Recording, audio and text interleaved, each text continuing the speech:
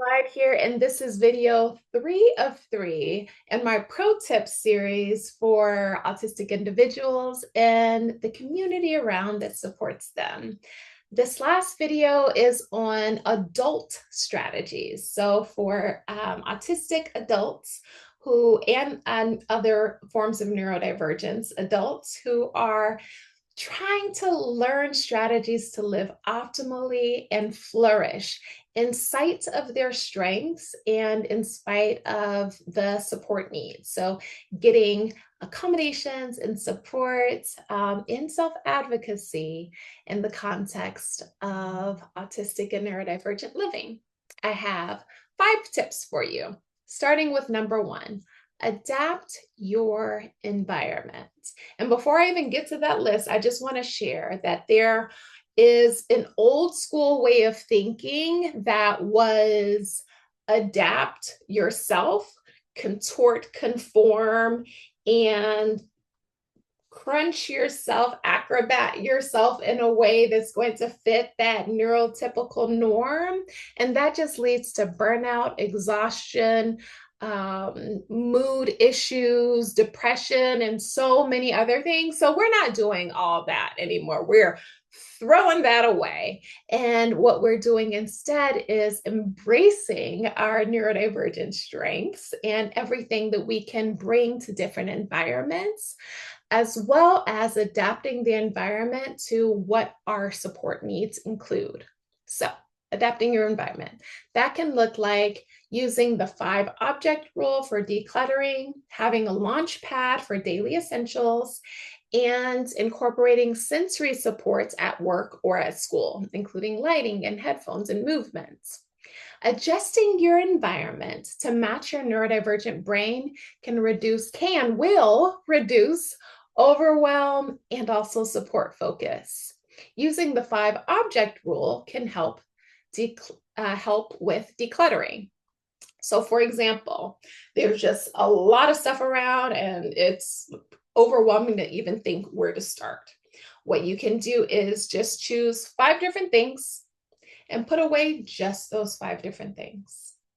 And then there's this sense of accomplishment and confidence that can be built because something was done. And also for neurodivergent brains, getting started is the hardest part. And so often with just starting with those 5 objects, now that we've started and the initiation barrier hump is passed, we have momentum and we can use that momentum and build upon it to continue to declutter. What else? A launch pad is a place where we hold our essentials so that they are always where we need them when we need them. So it's a place for everything and everything in its place. If you are like me, you may lose things very often, very frequently. And so there's a solution to that. For example, if you wear glasses, there's always one place where your glasses go when they come off of your face. So that way it's less likely, not never happen, but less likely that you'll lose them. There's one specific place in my house where the house keys go, and it doesn't matter what I'm doing or how much I'm rushing when I come into the house keys go in that one place. Similarly, that launch pad may include where your cell phone goes or laying out clothes for the next day, the night before. Consider what needs to be in that place while also having additional supports for when you're hungry, angry, lonely, tired, bored, or just stressed out, and some of those strategies fall apart or you forget to remember to put the things in the right place. So for example, if I'm rushing out of the house and forget my keys, which has happened a few times this year, who said that? There is a little hide a key somewhere where I know that I won't be completely locked out for hours and hours. So think about that. Also, controlling and adapting your sensory environment. So that can include choosing lighting that works for you, using headphones or little loop earplugs, And then also having movement breaks. And the movement breaks can be subtle, like a little roll of your shoulders, or they can be tremendous, whatever you need that's going to feel good for you and allow you to reset and be in a good place for all the other ways that you have to show up in life. Number two, reduce that startup friction. That can include body doubling as a technique for focus and initiation, the 2-minute rule, which spark starts to get started, and then also task sandwiching, pairing hard tasks with enjoyable ones.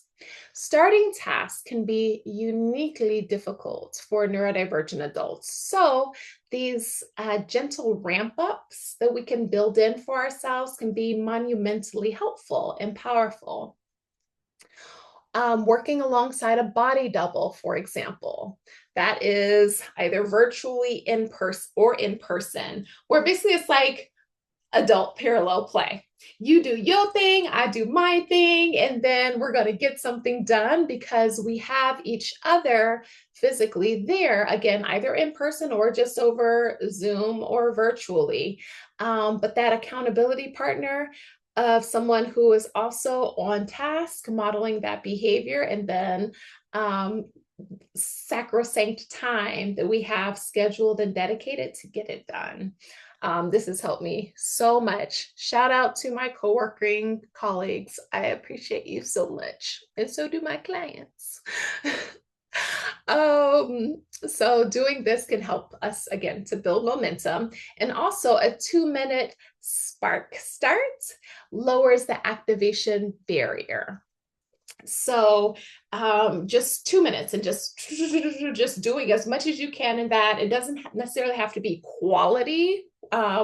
In the moment, we're just talking about quantity and just doing what you can. Again, what we're trying to do is overcome that initiation hump or barrier and just get started, because that can be the hardest part, getting over that like dopamine low in our brains.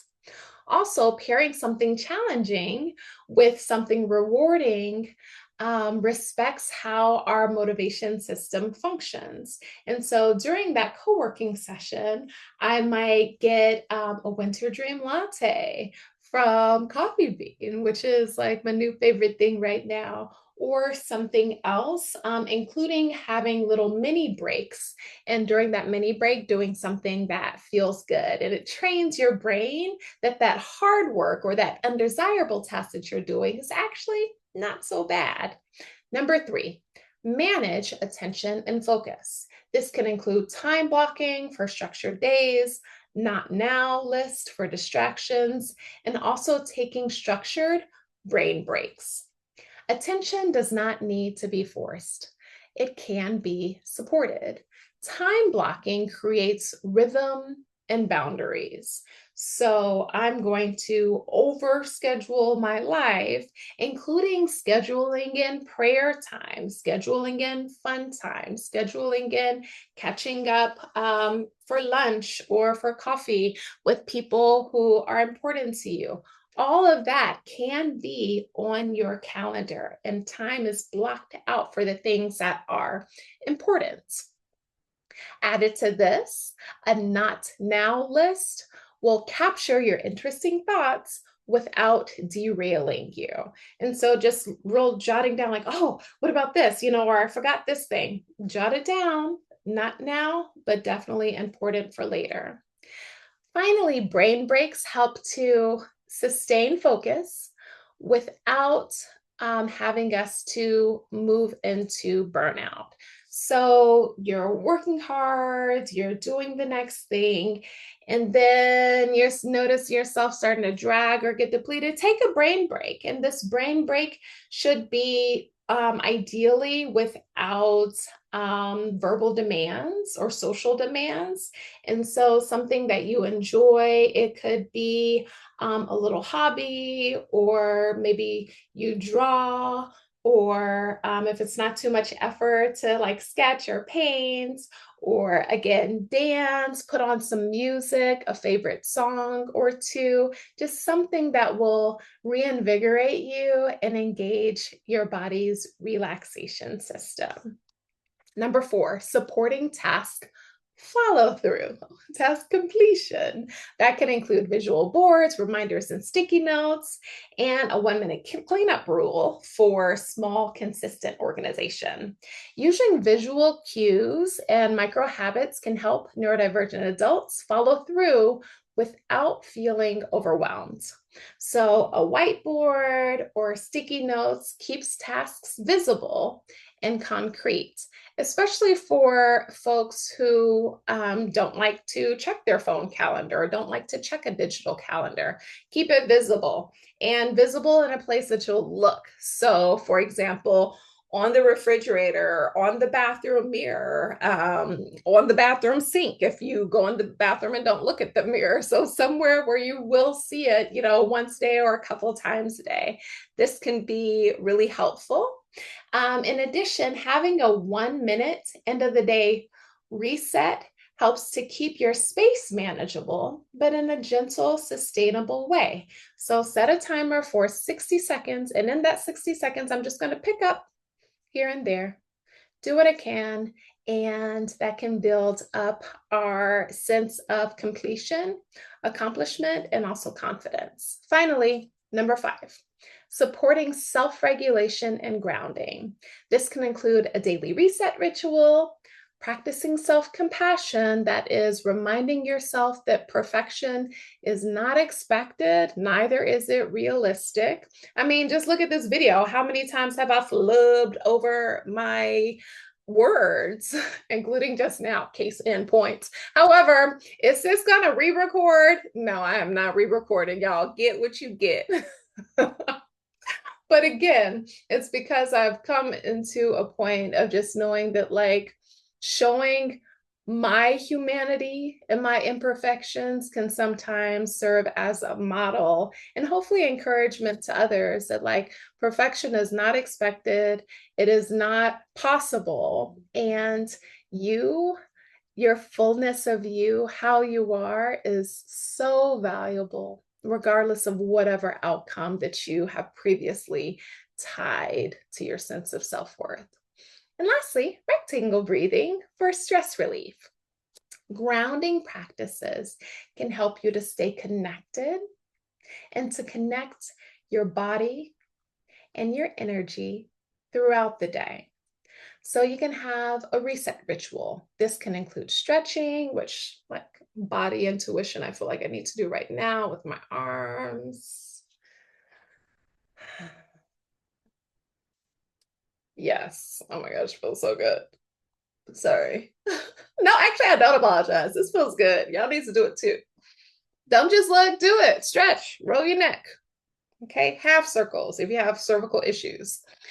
So stretching, journaling, or mindful breathing. These can all help provide a calm anchor. Now, there are some individuals who journaling does not work for, journaling is not helpful, journaling is stressful to think about it.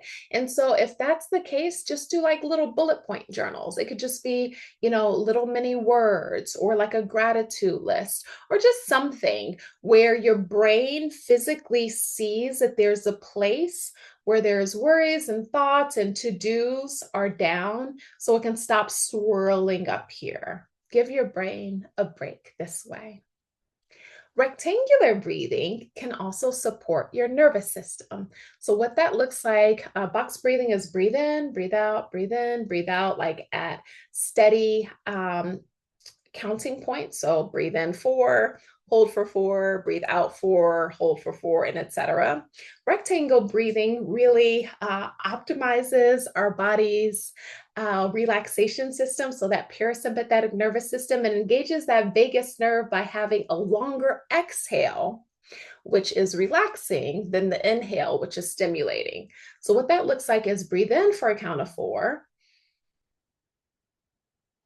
I held it for a little bit because I couldn't breathe in that long. And then exhale for a count of 8. Breathe in, exhale.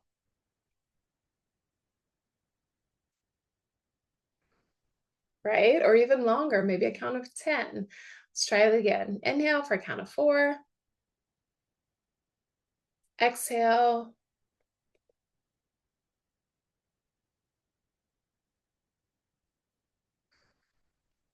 Yes. Good, good work. And above all of this, remember to practice self compassion. What does that mean? Be gentle with yourself, be kind to yourself, treat yourself with, like, kid gloves.